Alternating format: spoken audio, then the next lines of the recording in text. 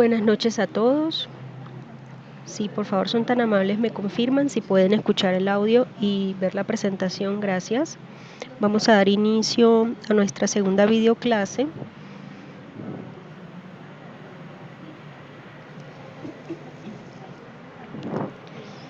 Si llega a haber algún inconveniente con el audio o no pueden ver la presentación, por favor me lo hacen saber a través del chat.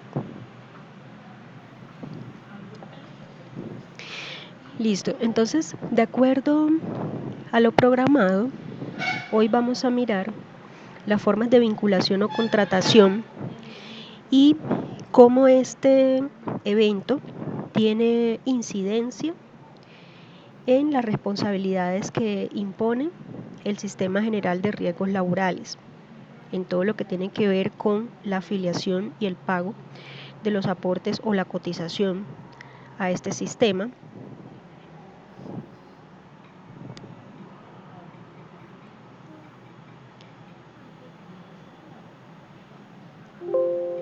Bueno, ahí está en el máximo de volumen. Sí les pido un poco de excusas porque estoy un poco afónica, un tema allí de viral. Entonces, dando inicio, tenemos que en una relación de trabajo, si pensamos en una relación de trabajo, por un lado A, hay una persona que está solicitando, necesitando un servicio. Y por un lado B, hay otra persona que es la que va a suministrar este servicio, a satisfacer la necesidad de quien lo está solicitando, en este caso de A. Entonces, en ese marco hablamos de una relación de trabajo. Ahora bien, la relación de trabajo como tal se puede caracterizar por ser una relación de tipo dependiente o de tipo independiente. Si hablamos de una relación dependiente, necesariamente nos estamos refiriendo a una que está regida por un contrato de trabajo. ¿Y qué es un contrato de trabajo? Entonces, en un contrato de trabajo, la definición ustedes la van a encontrar en el artículo 22 del Código Sustantivo del Trabajo y siguientes. Entonces, en virtud de un contrato de trabajo, se estipula que se da una relación de trabajo entre una persona, que es el solicitante del servicio, al cual se le denominará empleador, y esta persona puede ser o natural, es decir, de carne y hueso como nosotros, o jurídica, es decir, una empresa, una sociedad comercial que ha nacido a la vida jurídica mediante un acto constitutivo que se denomina los estatutos sociales, que son debidamente inscritos ante la Cámara de Comercio. Esa sería la calidad del empleador del solicitante del servicio. Puede ser persona natural como nosotros, tal como hacemos de pronto en el caso de las contrataciones del servicio doméstico, por ejemplo, o puede ser una persona jurídica. Por el lado B, es decir, el prestador del servicio, el que va a ejecutar la labor que se está solicitando por parte del empleador, esta persona B siempre va a ser una persona de carácter natural, es decir, una persona de carne y hueso como nosotros. En ese marco, el contrato de trabajo entonces conlleva 3 requisitos. La prestación personal del servicio de la que hemos hablado, y se habla de que es una prestación personal porque es un contrato que se celebra intuito persona, es decir, en consideración a las características personales de quien es contratado para prestar el servicio. Y en este marco, este prestador de servicio, este trabajador o empleado, como se le denomina desde el punto de vista laboral, deberá prestar ese servicio de manera directa. No podrá delegar esta responsabilidad en otra persona, así sea de confianza. El segundo requisito es la remuneración. puesto que es un contrato de tipo oneroso, es decir, no es gratuito. El empleado presta el servicio a cambio de una remuneración que en este caso puntual se denomina salario. Y el tercer requisito, el cual es el que distingue un contrato laboral de uno de otra naturaleza, llámese civil, comercial, administrativo, es la subordinación. Esta subordinación o dependencia la ejerce el empleador o dueño de los medios de producción respecto del empleado, y se traduce en el hecho que el empleador le imparte instrucciones, órdenes acerca del modo, la forma, la cantidad de trabajo que debe realizar el empleado. Le impone horarios. En el evento que el empleado no se ajuste a esas instrucciones o requerimientos, entonces el empleador podrá ejercer la potestad disciplinaria. Esa potestad disciplinaria se traduce en la opción que tiene el empleador de hacer llamados de atención al empleado ante eventuales incumplimientos en sus funciones e incluso aplicarle sanciones como multas, suspensiones o hasta dar por terminado el contrato de trabajo con justa causa y sin ningún tipo de indemnización. Eso es el marco de una relación de trabajo de tipo dependiente. Por el otro lado, y en contraste con la relación dependiente, tenemos las relaciones independientes. Relaciones de trabajo independientes van a estar reguladas o bien por el Código Civil colombiano, o bien por el Código Comercial colombiano, o bien por normas de derecho administrativo cuando una de las partes contratantes es el Estado o una entidad del Estado. ¿Cuál es la característica esencial de esta relación laboral o de trabajo independiente? Pues que si bien hay una prestación del servicio que solicita una persona llamada A, que es el beneficiario del servicio, el que solicita el servicio, al que también se le llama contratante, este contratante puede ser, como en el caso de la relación laboral de trabajo, puede ser una persona natural o puede ser una persona jurídica. Pero el prestador de servicios independiente, es decir, el que va a ejecutar la actividad que requiere el contratante, a este se le llama contratista. Y este contratista puede ser o bien una persona natural o una persona jurídica, distinto a como veíamos en el caso de la relación de trabajo regida en el marco de un contrato de trabajo. El que presta el servicio siempre va a ser una persona natural. Entonces, he ahí una diferencia. Segundo, el segundo elemento es la remuneración. También hay una remuneración, pero en este caso simplemente cambia la denominación, ya no se llama salario, se llama honorarios. Y el tercer requisito que se presenta en el caso del contrato de trabajo, como es la dependencia, en el caso de la relación independiente, como su nombre lo indica, no se presenta. Es decir, acá en el marco de la contratación civil comercial bajo una relación de trabajo independiente, el contratante, si bien dispone las condiciones en las que necesita el servicio respectivo o el producto respectivo que esté solicitando al contratista, no ejerce el contratante una subordinación, es decir, el contratista no entra a cumplir horarios, órdenes, instrucciones bajo una sujeción laboral como sí se da en el contrato de trabajo. En este marco ya tenemos entonces definido lo que es una relación de trabajo dependiente y una de trabajo independiente. ¿Qué sucede? La ley 1562 del 12, que modificó el sistema de riesgos a sistema de riesgos laborales, en esta ley estipuló en el artículo 3, ustedes lo pueden verificar, y el artículo 13,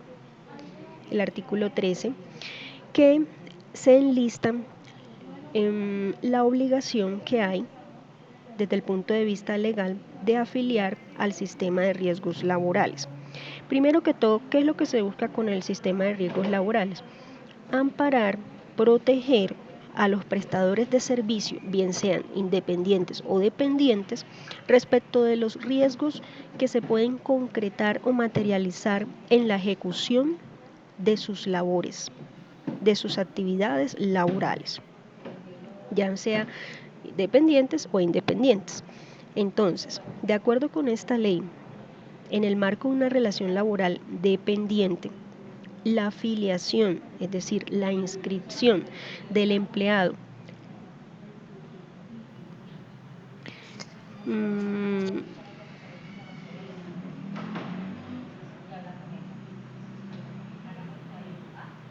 bueno, miremos a ver si mejora el audio. Aparentemente acá todo está funcionando. No tengo acá ninguna observación de que el audio esté fallando. Tengo el servicio de internet conectado y todo. Entonces, como les decía, como les comentaba, en el caso de una relación laboral dependiente, el trabajador se establece la obligación por parte de la ley 1562 del 12 que el trabajador debe estar afiliado, debe estar inscrito al Sistema General de Riesgos Laborales, y esta afiliación es obligatoria realizarla por parte del empleador. Él es el que tiene la carga, la obligación de afiliarlo, puesto que es el beneficiario de ese servicio. En este marco, el empleador deberá afiliar a la administradora de riesgos laborales que él escoja a su grupo de empleados. Obviamente, esta afiliación al sistema de riesgos laborales implicará, en consecuencia, la afiliación también al sistema de seguridad social integral, entiéndase sistema en general de salud, sistema de seguridad social en salud, sistema general de pensiones y, por supuesto, el sistema de riesgos laborales, con la consecuente obligación de a realizar los aportes parafiscales, que los aportes parafiscales ya es una contribución, un impuesto, un pago que se debe hacer por parte de los empleadores a favor del fisco. Sí, las filminas tratan sobre el tema de los contratos laborales. ¿Ya? Aquí tienen los elementos que les estaba mencionando ahorita. Ya esta información que les estoy explicando y ahondando, como les dije, la pueden encontrar en la ley 1562 del 12, exactamente el material que tienen colgado en la plataforma. Bueno, dentro del marco de esta ley 1562 del 12, entonces la afiliación de los trabajadores independientes, ¿cómo ocurre? Siempre que hay un contrato de prestación de servicios, formal, por escrito, debe este contrato afiliarse también al sistema de riesgos laborales. Tengan en cuenta lo siguiente, y es que como se trata de una relación de carácter independiente,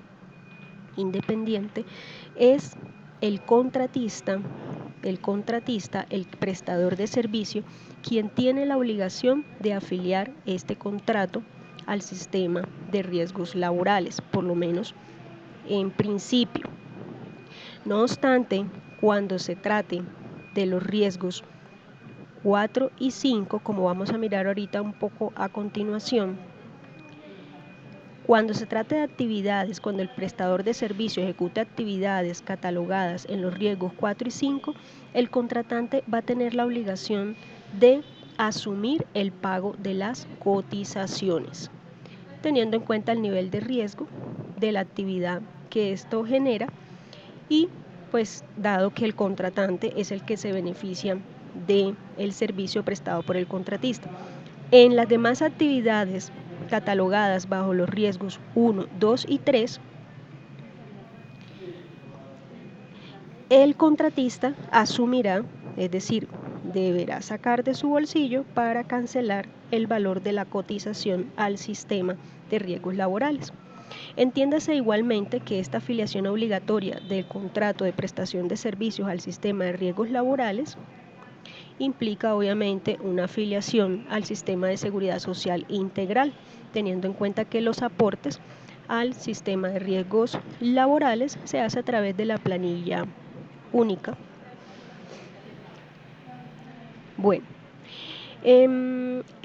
ahora ustedes también se van a encontrar con que la ley 1562 menciona lo referente a cuando la prestación de servicios no está regida dentro del marco de una contratación civil formal. Es decir, no hay un contrato formal y son de pronto las que ustedes han escuchado mencionar, las famosas OPS. ¿Sí? El prestador de servicio independiente presta su servicio, no suscribe un contrato por escrito, pero sí pasa la respectiva cuenta de cobro ante el contratante para su pago. En esos casos, cuando la actividad que desarrolla el contratista se encuentra dentro de los riesgos 1, 2 y 3, en estos casos la afiliación al Sistema General de Riesgos Laborales sigue siendo voluntaria. Solo será estrictamente obligatoria en dos casos. Primero, si hay un contrato formal de prestación de servicios, es decir, por escrito. Y segundo, que la actividad que realiza el contratista sea clasificada dentro de los riesgos 4 y 5. Ahora, ¿dónde encuentran esta clasificación de las actividades según los niveles de riesgo? La van a encontrar en el decreto 1607 del 2002, que es el que establece la tabla de clasificación de actividades económicas para los aportes al sistema de riesgos laborales. En ese decreto ustedes van a encontrar, por ejemplo, que la actividad de la construcción está catalogada dentro del riesgo 4, que las actividades, por ejemplo, las empresas que se dedican a fundición de metales, hierro, níquel, se encuentran dentro de la clasificación de riesgo 5. ¿Ya? Y esto va a tener un impacto en el sistema de riesgos laborales en lo que tiene que ver con el porcentaje sobre el cual ellos deben realizar los respectivos aportes al sistema de riesgos laborales.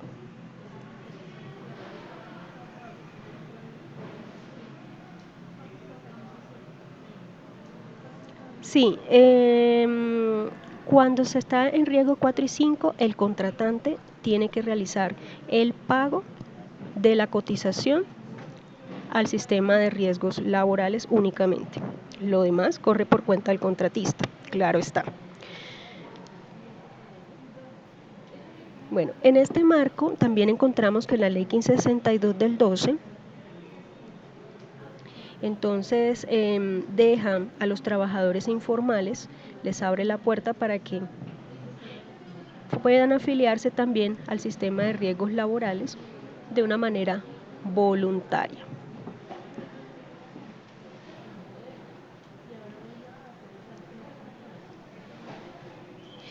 Ok, entonces en este marco también ahora vamos a profundizar un poquito sobre el punto de las cotizaciones, cómo se deben hacer. Entonces, la afiliación al sistema de riesgos laborales consiste en sentido práctico en diligenciar un formulario por el cual se inscribe el prestador de servicio dependiente en este caso, o sea, el trabajador a la ARL. ¿Quién diligencia este formato? El empleador. Luego entonces esto implicará que mes tras mes el empleador deberá efectuar unos aportes, es decir, unos pagos, unas cotizaciones a la ARL que haya escogido este empleador por cada empleado que él tenga afiliado, contratado. Ese porcentaje, o sea, esa cotización, ¿a cuánto asciende? Esa cotización va a ser igual a un porcentaje que se va a aplicar sobre el IBC. ¿Y qué es el IBC? Ingreso base de cotización. ¿Y qué integra el ingreso base de cotización? El IBC estará integrado por todo lo que el empleado reciba como salario mensual. Entonces, si el empleado tiene un salario básico fijo, por decir de un salario mínimo, entonces ¿cuál será su IBC? El salario mínimo. Es decir, que sobre ese salario mínimo el empleador va a realizar cotizaciones. ¿Cuánto? ¿Cuánto? ¿En qué porcentaje? Eso lo van a ustedes a establecer a través de la misma ARL, va a determinar cuál es el porcentaje sobre el cual debe realizar esa cotización. ¿Y cómo lo determina la ARL? Pues con base en los parámetros que establece el gobierno para estipular el monto de las cotizaciones, uno de los cuales es ese decreto que les acabo de mencionar, el 1607 del 2002. Es decir, se tendrá en cuenta cuál es la actividad del empleador, en concreto cuál es la actividad que se realiza en el centro de trabajo o en la sede, lugar físico donde el empleado está ejecutando sus funciones. Entonces, si es un empleado que realiza sus funciones en la construcción, ¿qué porcentaje deberá tener en cuenta entonces este empleador para realizar el respectivo aporte?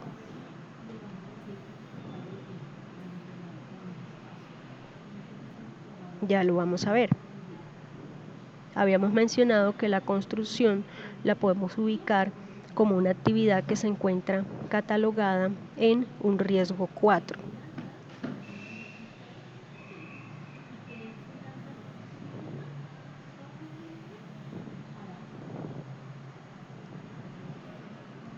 Entonces aquí podrán ver que en el caso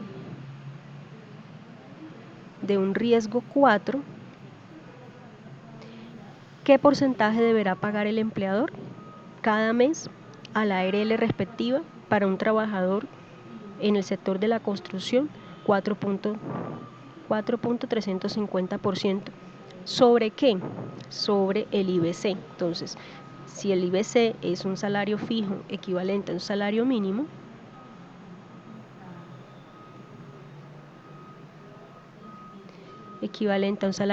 entonces ustedes sabrán que este empleador deberá cancelar el 4.350% aplicado a ese valor, a ese salario mínimo, como cotización mensual. Es una operación matemática simplemente. Toman el salario mínimo y lo multiplican por este valor, inmediatamente les va a arrojar el monto que debe pagar ese empleador cada mes por ese empleado. Pero ¿qué pasa si el empleado tiene además de un sueldo fijo, gana bonificaciones por producción? La bonificación por producción también es salario, es un salario variable. En ese caso, deberá tenerse en cuenta tanto el salario fijo como el salario variable cada mes y hacer un promedio, y sobre este promedio mensual entonces aplicarle el respectivo porcentaje.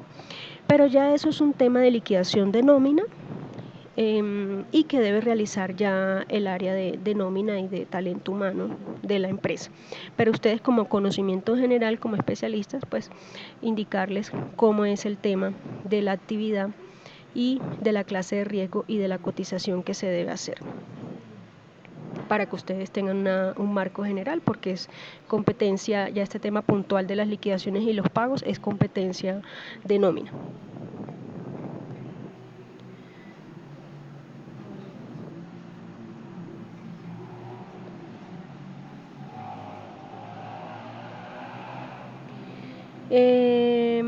Bueno, aquí estaba colocando una pregunta. Yo les agradezco que las preguntas vamos a dejarlas al final como para no interrumpir la continuidad, ¿vale? Entonces al final tendremos 5 o 10 minutos para respuestas. Igual este tema de hoy es un poco corto, así que nos va a dar oportunidad. Y así no frenamos la continuidad de la grabación. Bueno, entonces en ese punto, como les iba diciendo, con respecto a los aportes como trabajadores dependientes. Ahora, en el caso de los trabajadores independientes, vinculados por contrato civil de prestación de servicios, un contrato formal, el contratista, como les decía, es el que tiene a su cargo ir a la ARL que escoja y presentar el contrato respectivo y afiliarlo a la ARL. Bien, ¿y cuánto entonces tendrá que cotizar mes a mes? Entonces, si es riesgo 1, 2 y 3, el contratista deberá sacar de su bolsillo y pagar su seguridad social integral. Administradora de riesgos laborales, consecuentemente EPS y administradora del fondo de pensiones. Por ARL, ¿cuánto va a pagar? Bueno, va a pagar también de acuerdo con esta tabla, pero ¿qué pasa? Que el IBC, en este caso, o sea, el ingreso base de cotización sobre el cual van a aplicar este porcentaje respectivo, dependiendo de la clase de riesgo, dependiendo de la actividad que realiza el contratista, ¿cuál va a ser? Van a ser el monto de los honorarios que ese contratista declare al sistema y como mínimo el 40% del valor del contrato. Si el contratista tiene 3 contratos, son 3 contratos.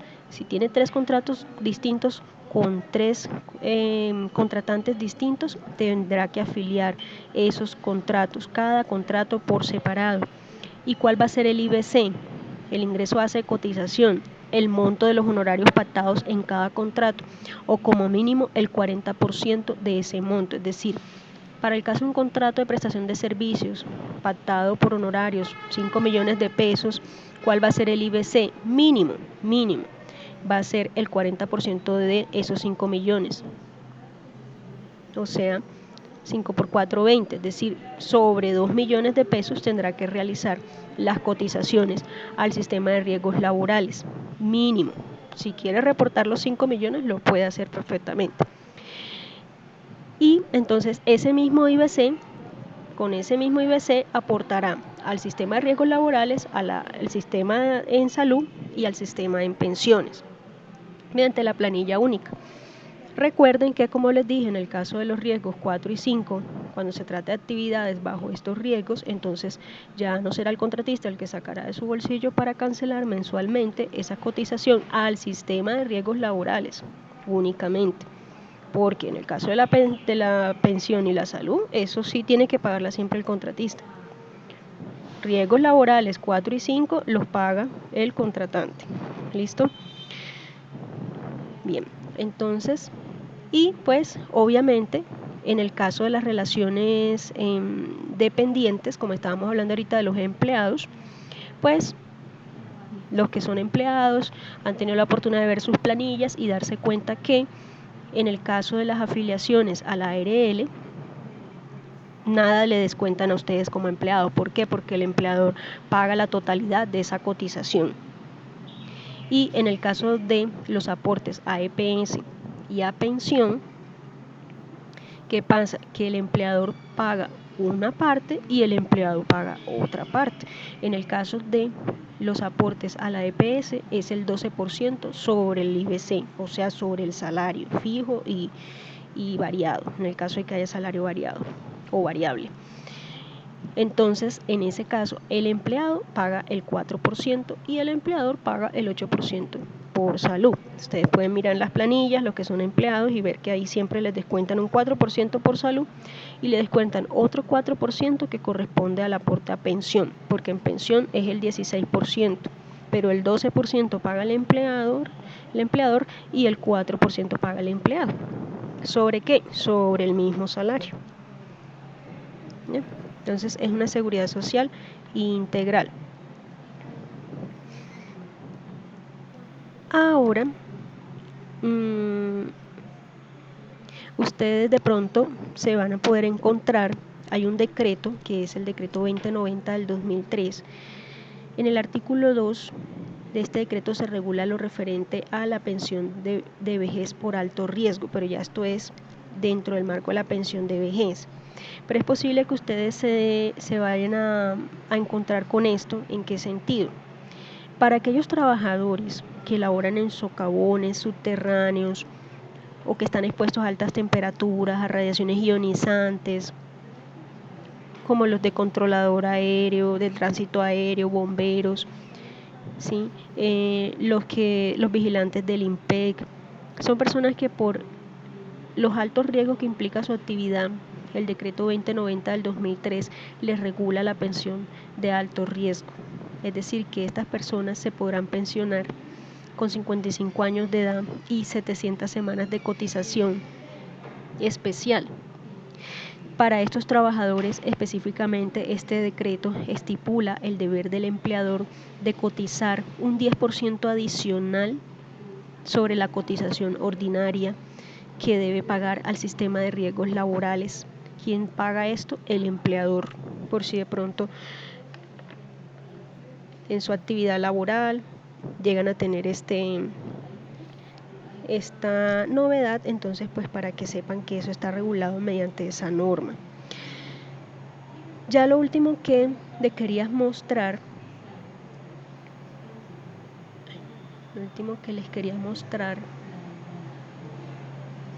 para pasar a mirar las preguntas que tienen. Vamos a dar atención a las preguntas. A ver.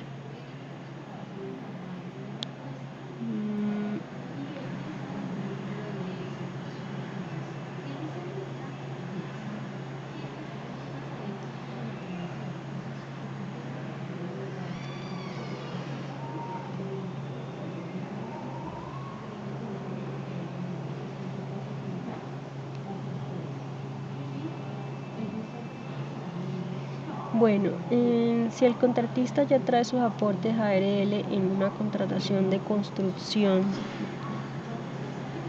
¿qué hace el contratante? ¿Acepta este aporte o es mejor que lo realicemos directamente? Bueno, por blindaje jurídico para la empresa, lo mejor sería que el contratante lo hiciera. O por lo menos dejara constancia de la devolución de ese valor al contratista, ¿ya? Porque teniendo en cuenta que se establece la obligación directa al contratante de asumir ese pago. Dice otra pregunta, si un profesional se desplaza como contratista a trabajar con una comunidad donde hay presencia de conflicto armado, ¿se tiene en cuenta el tipo de riesgo por conflicto armado? Bueno, ahí hay que mirar, si es contratista, entonces pues le está prestando un servicio a un contratante determinado. Las actividades por clasificación de riesgo están estipuladas previamente en el decreto que les acabo de mencionar, ¿ya? En el decreto 1607 del 2002. Entonces, habría que mirar que de la actividad puntual que va a realizar la persona allá en esa zona, cuál encaja, si es riesgo 4, si es riesgo 5, y el contratante pues tendrá que asumir el pago respectivo, ¿ya? Eso es lo que habría que mirar ahí en ese caso. La ley también nos da la opción que si en el decreto no está estipulado de manera taxativa la actividad específica que va a realizar el contratista, que se haga la cotización teniendo en cuenta una actividad análoga, pero dentro del mismo nivel de riesgo. ¿Ya? Y pues porque es que ya el tema del conflicto armado tema del conflicto armado ya es más una obligación estatal y una responsabilidad estatal. Entonces tendríamos que mirar, Miguel, puntualmente quién es el contratante, exactamente qué va a realizar el contratista, ¿ya? Para poder revisar puntualmente el caso. Pero esos son los parámetros generales que te servirían de guía. En cuanto a las horas extras, sí se deben incluir porque las horas extras es salario. Las horas extras no es un regalo que nos hace el empleador, sino que remuneran el servicio extra que estamos prestando.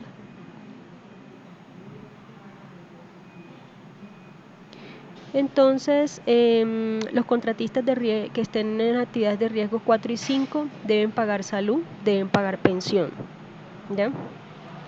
Deben pagar salud y deben pagar pensión.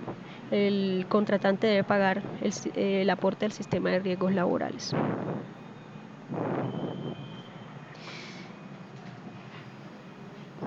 Trabajo en altura, Julie, bueno, si no estoy mal, sí, pero te invito a revisar el decreto 1607 del 2002, ¿listo? Ahí vas a encontrar con detalle, es un listado bastante detallado y bastante largo y puntual, porque hay que escoger puntualmente cuál es la actividad que está realizando el empleado.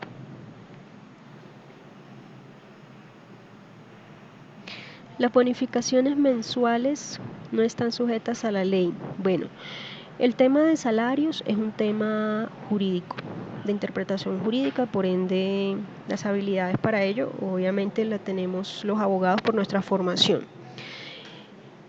Ese tema lo van a encontrar en los artículos 127 y 128 del Código Sustantivo del Trabajo, que regula la parte salarial. Se entiende por salario todo pago que remunera el servicio, no importa cómo se llame, qué denominación se le dé, si se le llama bonificación, sobresueldo, como le quiera llamar el empleador, ¿sí? Dentro de ese marco, en el artículo 128 del Código Sustantivo del Trabajo, se establece la opción que el empleador y el empleado convengan en que ciertos pagos, puesto que no remuneran el servicio, en consecuencia no se entiendan como de carácter salarial y no sean tenidos en cuenta para liquidar prestaciones sociales ni pues realizar aportes a la seguridad social. Entonces, bonificaciones podrían encajar dentro de esta descripción, es decir, no salarial, siempre y cuando se reúnan los requisitos en la realidad, bajo el principio del artículo 53 de contrato realidad, ¿ya? ¿Cuáles son esos requisitos? Pues que finalmente no remunere el servicio. Entonces, un empleador puede deliberadamente reconocer una bonificación un día X porque sí, porque quiso hacer el regalo a sus trabajadores, y en ese marco esa bonificación no sería salario y por ende no se tendría en cuenta para tasar los aportes a la seguridad social. ¿Sí? Pero siempre hay que mirar en laboral, como en derecho en general, pero más en laboral, no todo está dicho. Entonces, no hay como una respuesta general para todos los casos. Cada caso concreto es particular y debe analizarse frente a la norma, ¿ya? Entonces, pero ese es el marco general, Kelly, que te sirve de orientación para lo que estás preguntando al respecto.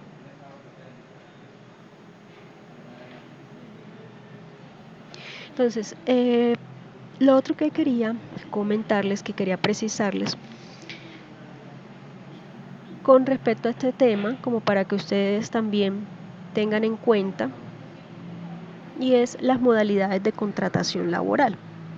Entonces, dentro de un contrato de trabajo dentro del marco del Código Sustantivo del Trabajo, dependiendo de la duración del mismo, en el artículo 45 ustedes van a encontrar que el contrato de trabajo puede ser indefinido, es decir, cuando no se estipula un término específico o un lapso de tiempo durante el cual el contrato va a tener vigencia, entonces se le llama contrato indefinido.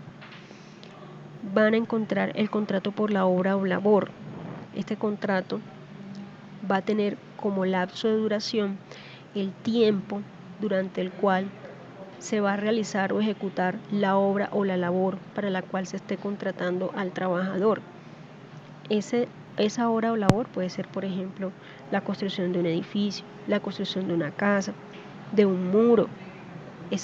¿Cuánto duraría ese contrato? Lo que dure levantar el edificio, lo que dure pintar el edificio, lo que dure levantar el muro, y así. Contrato término fijo, lo van a encontrar en el artículo 46 del Código Sustantivo. Este contrato va a durar, se puede pactar, o sea, va a durar el lapso de tiempo que se estipule, que las partes convengan desde el inicio.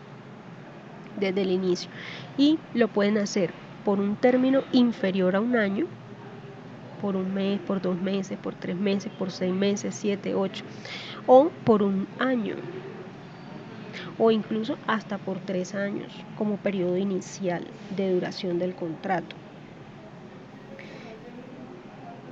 Pero este contrato tiene una característica, y es que el contrato a término fijo siempre tiene que ser por escrito. Siempre tiene que ser por escrito. Si no es por escrito, no sería contrato a término fijo. ¿Ya? Y otra característica que tiene este contrato es que si se estipuló inicialmente un término, sea inferior a un año o sea un año, y se quiere que el contrato termine al finalizar el vencimiento del término, o sea, al llegado del mes, o llegado los 3 meses que se habían pactado, o llegado el año que se había pactado, el contratante, el empleador, tiene que avisar, notificar, preavisar al empleado que en efecto su contrato va a terminar, y ese aviso tiene que hacerlo por escrito y tiene que hacerlo por lo menos 30 días antes que llegue el día en que se venza el término. Si no lo hace así, no lo hace con 30 días antes, sino que lo hace con 28, con 15 o con 10, o peor, no lo hace, igual el contrato que va a pasar va a seguir vigente, se va a renovar por un mismo término al inicialmente pactado. Si se había hecho por un mes, en el caso de los contratos de un mes no es necesario que se dé el preaviso por obvias razones. Pero lo que se recomienda jurídicamente para blindaje jurídico es que el mismo día que firma, ese mismo día se le hace firmar un comunicado por el cual se le avisa que su contrato no va a ser prorrogado, sino que va a vencer el día que sea estipulado.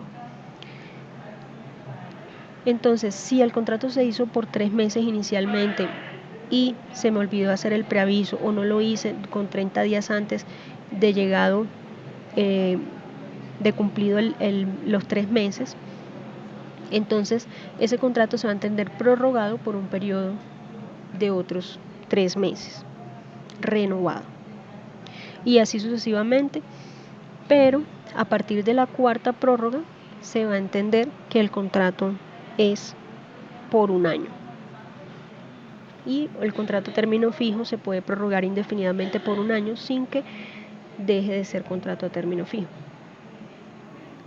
El contrato accidental, ocasional o transitorio es un contrato que se celebra para labores que son extrañas a las del contratante. Es decir, el contratante se dedica a construcción y un buen día se le ocurrió que queríamos cambiar las cortinas o el mobiliario de su oficina. Entonces contrata una persona por 15 días para que le haga el montaje de la oficina. Si lo contrata en estos términos, como contrato accidental, ocasional o transitorio, y lo afila a Seguridad Social y todo, para darle órdenes y indicaciones sobre la modalidad, la forma, la cantidad del trabajo, entonces estaríamos dentro de un contrato laboral de esta connotación. ¿Listo? Entonces todas estas son modalidades de contratación o formas de contratación laboral, más específicamente modalidades de contrato laboral. En cualquiera de estas modalidades que establece el código hay una relación dependiente o subordinada donde el empleador es el obligado a afiliar al sistema de riesgos laborales, a pagar la cotización, a asumir el pago de la cotización, el 100%, e igualmente a pagar proporcionalmente el porcentaje que le corresponde en cuanto a salud y en cuanto a pensión.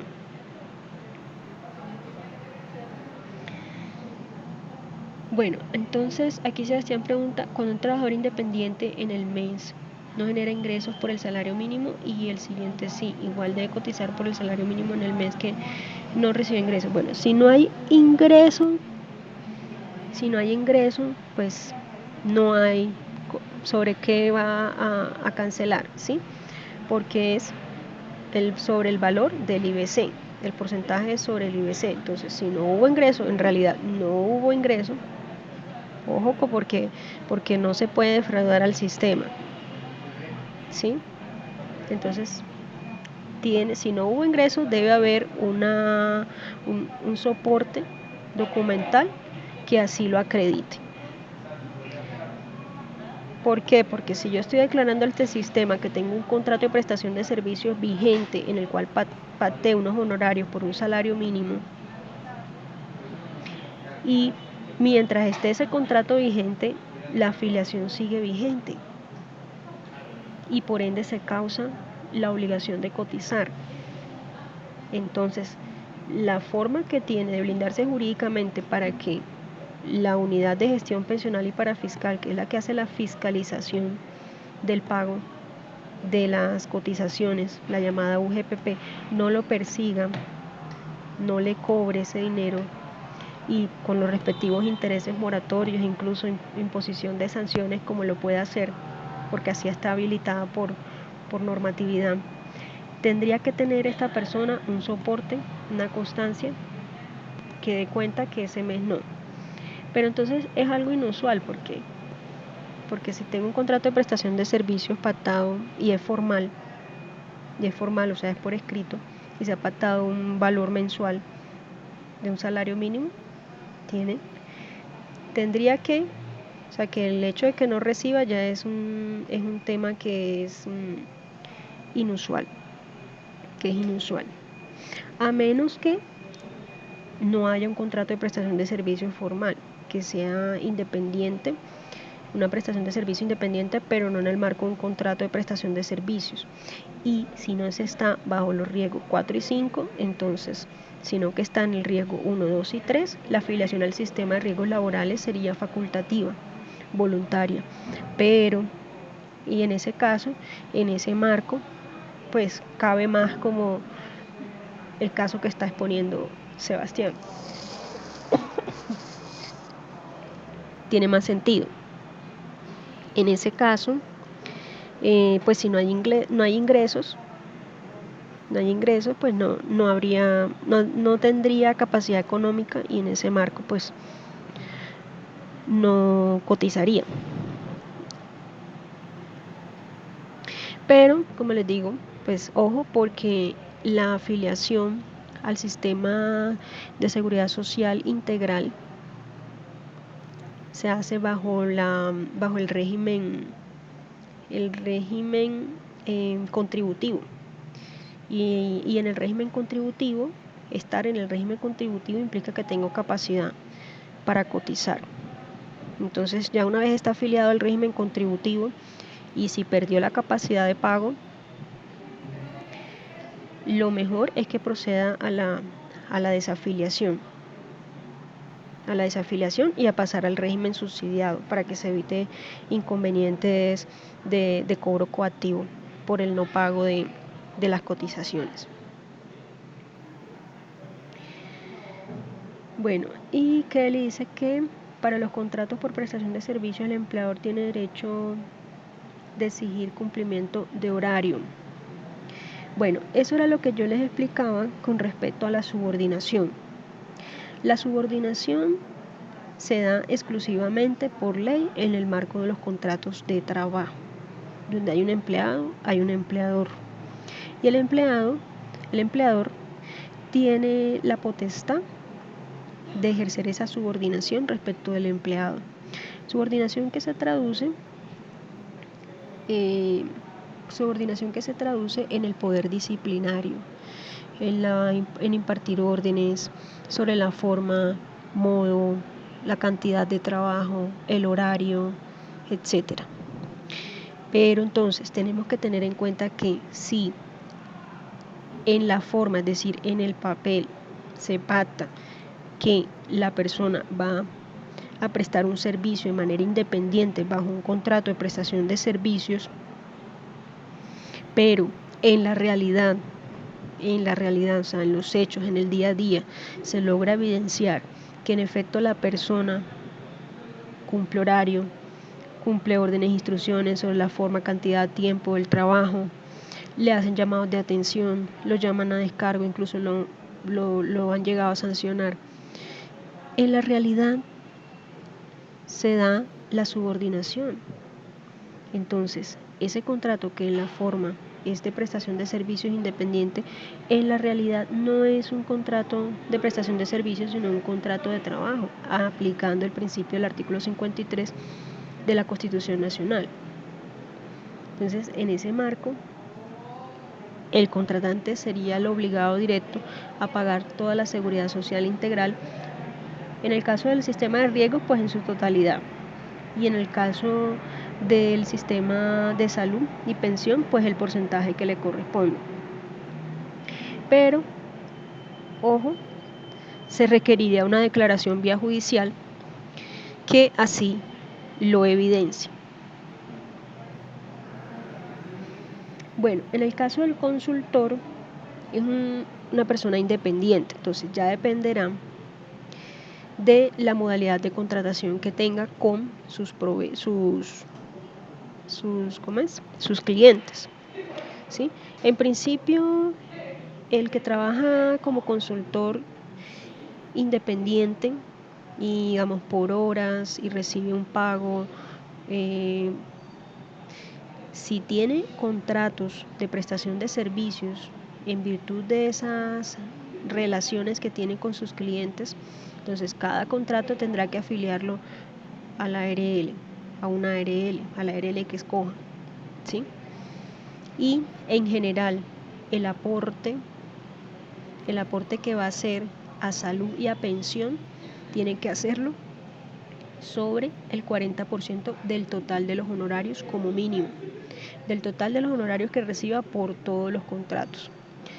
Y al administrador de riesgos laborales, si son 3 contratos que tienen que afiliar y cotizarán sobre el valor, el 40% de cada contrato. Listo, entonces, bueno, si tienen más preguntas, por favor me las pueden hacer, ya que en 5 minutos daremos por terminada la videoclase con el fin de poder dar atención a algunos de los correos que he encontrado en la bandeja.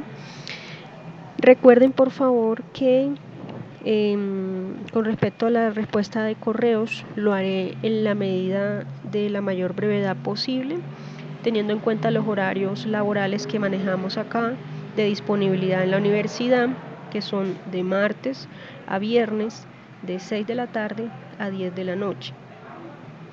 Y los sábados estamos aquí usualmente desde las 7 de la mañana hasta la 1 de la tarde o a veces en jornada de la tarde, ¿no? de 2 a 4. De igual modo se les dará respuesta a la mayor brevedad posible, pues teniendo en cuenta las actividades que tenemos como docentes presenciales y como docentes virtuales.